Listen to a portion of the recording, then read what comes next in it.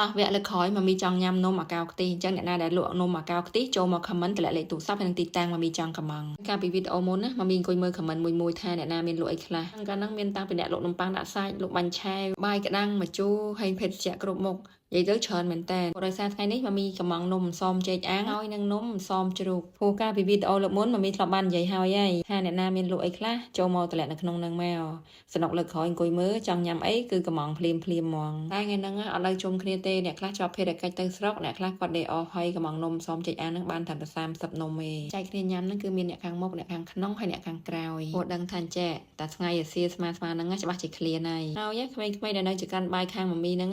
មានអ្នកខ្លះអាយុ7 10 8 10 20ហើយខ្ពស់ជាងគេត្រឹមតែ24ទេមីក៏មិនដឹងថាពួកគាត់ស្គាល់នំណែនៃចំណុករបស់ខ្មែរយើងគ្រប់មុខទាំងអស់ឬក៏អត់ទេក្មេងទូចជាងហ្នឹងទៀតរត់តែលែងស្គាល់ហើយនំអន្សមចេកអាំងនំអន្សមជ្រូកអីហ្នឹងពួកគាត់ទូចហ្នឹងបើសួរនំ